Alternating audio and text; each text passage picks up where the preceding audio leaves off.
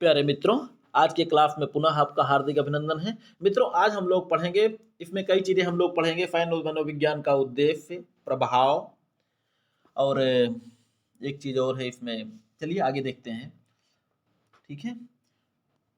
तो चलिए, सैन्य मनोविज्ञान का उद्देश्य क्या होता है या युद्ध में मनोबल का उद्देश्य क्या होता है, सीधे आप समझ लीजिए, ठीक है। सैन्य मनोविज्ञान का जो उद्देश्य होता है इस प्रकार होता है। पहला नंबर, मनोबल गिराना। किसका मनोबल गिराना? दुश्मन का मनोबल गिराना।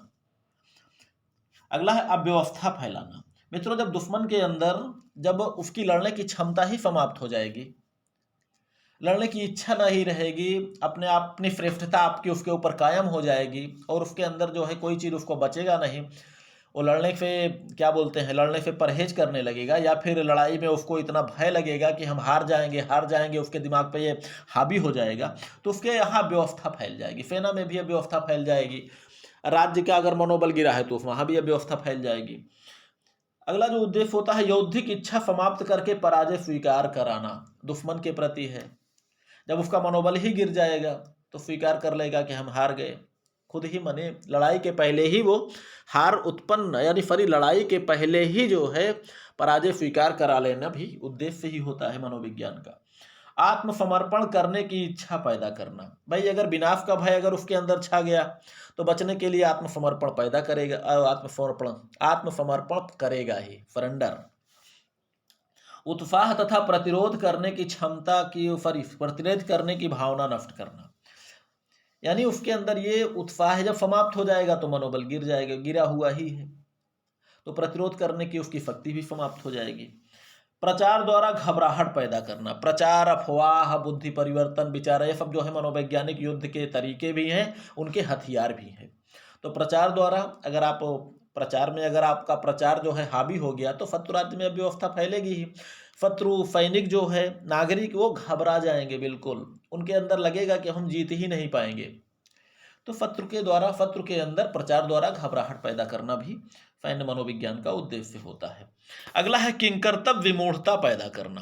किंकर्तव्य विमूढ़ता का मतलब, जब हर तरह से घबरा जाएंगे, घबराहट पैदा हो जाएगी, मनोबल गिर जाएगा, इच्छा समाप्त हो जाएगी, तो किंकर्तव्य विमूढ़ता का मतलब होता है मित्रों, क्या करें क्या ना करें, मतलब अपना कर्तव्य दिखाई नहीं देता, तो उसी को हम कहते हैं किंकर्तव्य विमूढ़ता। जहां कर्तव्य और अकर्तव्य की भावनाएं पैदा हो जाएं कि क्या करें और क्या ना करें, तो वही होता है किंकर्तव्य विमूढ़ता, ठीक है। अगला है सोचने समझने की क्षमता को नष्ट कर देना। वही चीज है मित्रों, जब सोचने समझने की क्षमता ही नष्ट हो जाएगी तो किंकर्तव्य विमूढ़ता अपने आप आ जाएगी। आंतरिक झगड़े उत्पन्न करना। प्रचार के द्वारा, अफवाह के द्वारा, बुद्धि परिवर्तन के द्वारा जो है, जिनको अपने ढंग से ट्रेंड कर दिया जाए, उनके द्वारा उनके अंदर आपस में ही झगड़े उत्पन्न कर दिया जाए। अगला है तटस्थ राष्ट्रों को अपने पक्ष में करना या तटस्थ ही रहने देना। यह भी मनोवैज्ञानिक युद्ध का उद्देश्य है। भाई, जो राज्य हमारे दुश्मन के हैं, जो राष्ट्र किसी के नहीं है, वो कभी किसी की मदद कर सकते हैं। अगर आपके दुश्मन के साथ ले लेते हैं तो आपके लिए भारी पड़ेगा। तो इससे अच्छा है कि उनके साथ ऐसी संधियां करिए, या फिर उनके ऊपर ऐसा विचार बनाइए, ऐसा प्रेशर डालिए कि वो या तो हमारे साथ हो जाए या फिर किसी के साथ ना रहे, ठीक है। अगला है शत्रु के रक्षार्थ आई सेना के प्रति जनता में भ्रांति उत्पन्न करना। अगर कोई दुश्मन की रक्षा के लिए कोई दूसरी सेना आ जाए तो उसमें भ्रम उत्पन्न करने के लिए आप कुछ भी कर सकते हैं कि ये सेना बहुत अच्छी नहीं है, ये अपने आपके नागरिकों के साथ अत्याचार कर सकती है, महिलाओं के साथ दुर्व्यवहार कर सकती है, और भी जो है बहुत ये रहे कि इसका वर्कलोड ज़्यादा है, बहुत ज़्यादा, इससे बाद में ये अपना गुलाम बना लेगी। मतलब दुनिया भर का जितना हो सके छल बल कपड़ झूठ सबका सहारा लेकर जो मदद करने बेचारे आए हैं, उनके प्रति, जिनकी मदद करने आए हैं, उनके अंदर भ्रांति उत्पन्न करके उनको भगा दिया जाना चाहिए, उन्हीं के द्वारा भगवा दिया जाए, ठीक है।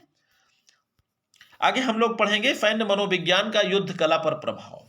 मित्रों, अभी तक हम पढ़े उद्देश्य क्या होता है, और जो उद्देश्य होता है जिनके लिए हम लोग उसको कर रहे हैं, वही उसका प्रभाव भी होना चाहिए। तो आप देख लीजिए, पहला नंबर मनोबल गिराना। तो सीधी सी बात है, अगर सैन्य मनोविज्ञान अगर अपने दुश्मन पर हावी हो गया है तो शत्रु का मनोबल पहले गिरेगा, शत्रु की इच्छा शक्ति, लड़ने की इच्छा शक्ति समाप्त हो जाएगी, उत्साह तथा प्रतिरोध करने की भावना नष्ट हो जाएगी, सही ढंग से सोचने और समझने की क्षमता नष्ट हो जाएगी, यानी किंकर्तव्य विमूढ़ता आ जाती है। सेना और जनता में अविश्वास पैदा हो जाता है। भाई सेना अगर जो है कमजोर हो रही है तो जनता को लगेगा कि हमारी सेना कमजोर हो रही है, हमारा अब ये बचा नहीं सकती, तो जनता का भी मनोबल गिर जाएगा। विचारारोपण या बुद्धि परिवर्तन के द्वारा शत्रु के सैनिकों एवं जनता को उसके विरुद्ध कर दिया जाता है। यानी विचारारोपण के द्वारा जो सैनिक होते हैं और जनता होती है उनसे प्रति इतना प्रेम से पेश आइए कि उनके अंदर ये लगे कि हमारा शत्रु गलत नहीं है, गलत हम ही लोग हैं, हमारा राष्ट्र गलत है। जब ऐसी भावना अपने देश के सैनिकों और जनता में आ जाएगी तो अंदर ऑटोमेटिक विद्रोह और कलह उत्पन्न होने शुरू हो जाएंगे। ठीक है। अगला है बुद्धि परिवर्तन के द्वारा शत्रु के नागरिकों एवं सैनिकों को अपनी इच्छा अनुसार सोचने को मजबूर कर दिया जाता है। जब बुद्धि ही जिसकी परिवर्तित हो गई, भाई मित्रों यही तो है बुद्धि परिवर्तन या विचारारोपण में, कि अपने विचार अपने बुद्धि अपने दुश्मन के कुछ लोगों के अंदर, बंदी सैनिकों के अंतर्गत, जनता के अंतर्गत जब भर दीजिए तो समझ लीजिए वो अपने देश के विरुद्ध हो जाएगा, क्योंकि वो आपकी जबान बोलने लगेगा। जैसे कभी कभी होता है, हमने देखा है हिंदुस्तान में कोई आकर हिंदुस्तान मुर्दाबाद पाकिस्तान जिंदाबाद के नारे लगाता है, इसका मतलब क्या है? उसकी बुद्धि परिवर्तित हो चुकी है, भ्रष्ट हो चुका है। कहीं ना कहीं अपने को कम और अपने दुश्मन का जो है कहीं ना कहीं गुणगान करता है, उसको अपने से ज्यादा अच्छा दिखाने का प्रयास करता है। ठीक है, चलिए आगे। अफवाह से शत्रु देश की जनता में मतभेद उत्पन्न हो जाता है। भाई अफवाह में यही है, कोई अफवाह को अफवाह मानता है, कोई सत्य मानता है, कोई अफवाह को मानकर झूठ मान लेता है, कोई सत्य मानकर सही मान लेता है। तो जहां सत्य और झूठ होगा वहां तो मतभेद पैदा होगा ही। अगला है अफवाह से सेना की हिम्मत टूट जाती है। अगर कोई झूठी अफवाह फैला दिया जाए, शत्रु के सैनिकों के दिमाग में आ जाए कि ये बात सत्य है, तो समझ लीजिए सेना की लड़ने की हिम्मत ही समाप्त हो जाएगी। जैसे आचार्य चाणक्य ने वो क्या बोलते हैं मगध के उस समय महामंत्री अमात्य राक्षस के बारे में अफवाह उड़वा दिया था कि वहाँ का अमात्य जो है वो राक्षस है, वो मनुष्यों को खा जाता है, तो क्या कर देता है दुनिया भर का। और सारे अफवाह फैलाया था उसने कि यहाँ का देवता नाराज है सिकंदर और उसकी सेनाओं से, वो तो नुकसान भी करा दिया था। सेना में उल्टा सीधा कार्यक्रम करके कुछ चूहों को पकड़कर बीमारियां भी फैला दिया था, ताकि उनको भरोसा हो जाए कि बात तो सही है जो कह रहे हैं कि देवता नाराज हैं। ठीक है, तो ये सारी चीजें अफवाह अगर जब फैल गई अगर सेना में, तो सेना की हिम्मत सिकंदर की टूट भी गई थी। उसके बाद आगे बढ़ने से इनकार कर दिया, जिसके कारण सिकंदर को वापस भी आना पड़ा था। और मनोबल गिरने के बाद शत्रु राज्य की जनता अपनी सरकार को आत्मसमर्पण के लिए मजबूर कर देती है। मित्रों आप समझ लीजिए कि अगर जनता अपने साथ है तो आपकी शक्ति है, अगर जनता आपके विरुद्ध है तो आपकी सबसे बड़ी कमजोरी है। अगर जनता नहीं चाहती कि युद्ध किया जाए, तो अगर आप युद्ध कर रहे हैं तो उम्मीद मत करिएगा कि आपको सफलता मिलेगी। इसलिए जनता का भी सपोर्ट आपको चाहिए युद्ध को जीतने के लिए। ठीक है, चलिए आगे पढ़ेंगे हम लोग सैन्य मनोविज्ञान के क्षेत्र। वर्तमान समय में सैन्य मनोविज्ञान के अंतर्गत निम्न क्षेत्रों को शामिल किया गया है। मित्रों क्षेत्र तो बहुत बड़ा है, अब देख सकते हैं। पहला नंबर, आज के समय में चूंकि सैनिक और नागरिक दोनों क्षेत्रों को अलग करना कठिन है, असंभव तो नहीं है लेकिन कठिन जरूर है, क्योंकि सैनिक क्षेत्र में नागरिकों के मदद के बिना अगर कहिए कि किसी युद्ध की किसी सैन्य क्षेत्र में सफलता मिल जाए तो असंभव है। क्योंकि सैनिक क्षेत्र का वाहन से लेकर आपूर्ति सारा विभाग तक नागरिक हमारे करते हैं। सैनिक तो केवल जो है बने बनाए युद्ध यंत्रों से, बने बनाए हथियारों से केवल लड़ाई लड़ते हैं। हाँ, उनके लिए यही है कि बेचारे जान अपनी हथेली पे रख के घूमते हैं, लेकिन उन्हीं की जान क्या, आज के युद्धों में तो संपूर्ण जनता के प्राण हथेली पर ही होते हैं। क्योंकि आज के युद्ध में जरूरी नहीं है कि युद्ध के मैदान में ही युद्ध हो। अगर लड़ाई के मैदान में हथियार चलते हैं तो प्रक्षेपास्त्र और मिसाइलें शहरों पे फेंके जाते हैं। बमबारी जो यौद्धिक विमान करेंगे, लड़ाकू विमान करेंगे, वो शहरों पे करेंगे, नागरिक केंद्रों पे करेंगे, खेतों खलिहानों में करेंगे, उद्योगों पे करेंगे। खतरे से कोई नहीं बचा है। ठीक है, तो इसलिए मनोविज्ञान का क्षेत्र अत्यंत ही विस्तृत हो चुका है। यानी सेना सेना जो है हमारी अगर उच्च मनोबल से युद्ध भूमि में लड़ती है, तो उच्च मनोबल के साथ हमारे नागरिकों को भी सेनाओं की आपूर्ति के लिए, हथियार निर्माणों के लिए और उसके लिए भोजन के लिए, उनके लिए जो है जरूरत की सारी चीजों को मुहैया कराने की जिम्मेदारी हमारे नागरिकों को होती है।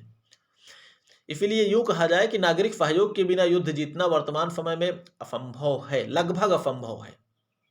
ठीक है, चलिए इसमें वर्तमान समय में जो सैन्य मनोविज्ञान के क्षेत्र हैं वो इस प्रकार हैं। पहला नंबर सैन्य कर्मियों का चयन, वर्गीकरण एवं प्रशिक्षण, सैन्य वर्गियों का कर्मियों का नेतृत्व यानी सेनापति के बारे में है, सैनिकों का मनोबल, अंतर कार्मिक संबंध यानी अंदर जो कर्मचारी हैं उनके बीच में संबंध, नागरिक सैनिक संबंध। जैसे आज के समय में पुलिस नागरिक संबंधों को देखा जाए तो किसी पुलिस वाले को नागरिक पसंद नहीं करते, हालांकि वो पुलिस वाले कहीं और के नहीं हैं, लेकिन जो उनका एक स्वभाव और भ्रांति जुड़ी हुई है ना, घूस लेना, बिना पैसे के काम नहीं करना, ये सब चीज़ें हर क्षेत्र में ये माना जाता है। हम देख रहे हैं अपने हिंदुस्तान में ही ये माना जाता है कि इंटरव्यू अगर होना है तो इतना पैसा लगेगा, ये पहले से ही तय है। किसी कोई भी अगर जो है कागज अगर किसी स्कूल की मान्यता लेना है तो उसका 1 लाख रुपए 2 लाख रुपए उसका लगना ही लगना है, मतलब घूस निश्चित पहले से ही है।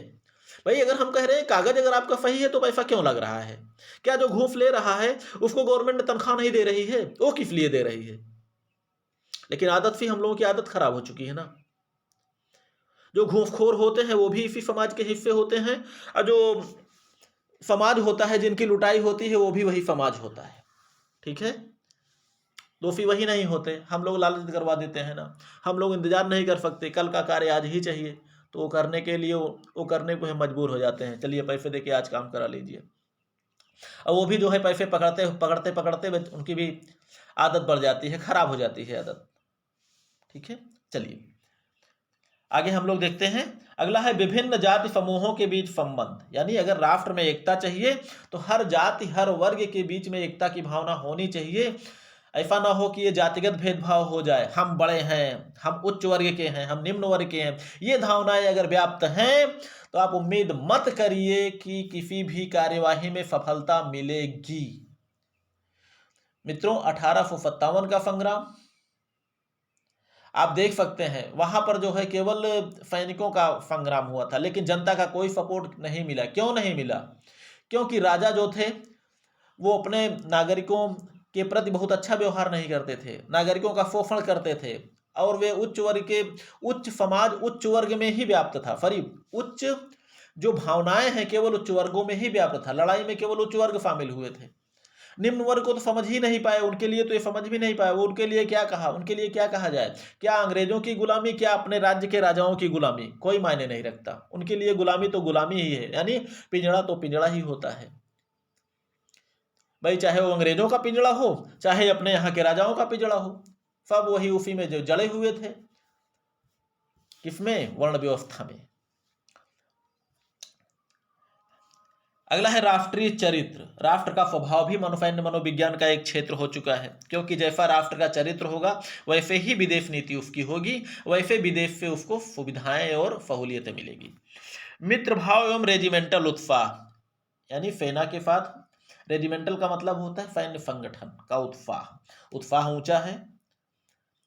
सामाजिक मनोविज्ञान, सैन्य परिस्थितियों में समायोजन। ठीक है, हर प्रकार की परिस्थितियों में अपने आप को उसी परिस्थितियों में ढालने की क्षमता। युद्ध एवं शांति काल में सैनिक एवं सेना दोनों के बारे में है। युद्ध का समाजशास्त्र एवं दर्शन, भय साहस थकान सम्मान एवं जन समूह, सब मनोविज्ञान का ही क्षेत्र है मित्रों। अगला है सैन्य महत्व की मनोतकनीक एवं कार्य, सैन्य चिकित्सा मनोरोग यानी मानसिक रोग, यौद्धिक रोग आदि, आकस्मिक मनोवृत्ति संबंधी रोग, निदान एवं उपचार, अंतरराष्ट्रीय शांति एवं संबंधित समस्याओं का समाधान। सैन्य मनोविज्ञान के अंतर्गत उपरोक्त मनोविज्ञान की शाखाओं से संबंधित लगभग समस्त विषय वस्तु समाहित की जा सकती है। तो मित्रों उम्मीद करता हूँ ये चैप्टर आपको जरूर समझ में आया होगा। बाकी पढ़िए लिखिए, मस्त रहिए, खुश रहिए। मित्रों लाइक और सब्सक्राइब जरूर कर दिया कीजिए। बाकी बस एक ही रिक्वेस्ट, वही आप लोग लिख लिया कीजिए, लेकिन PDF मत मांगिएगा।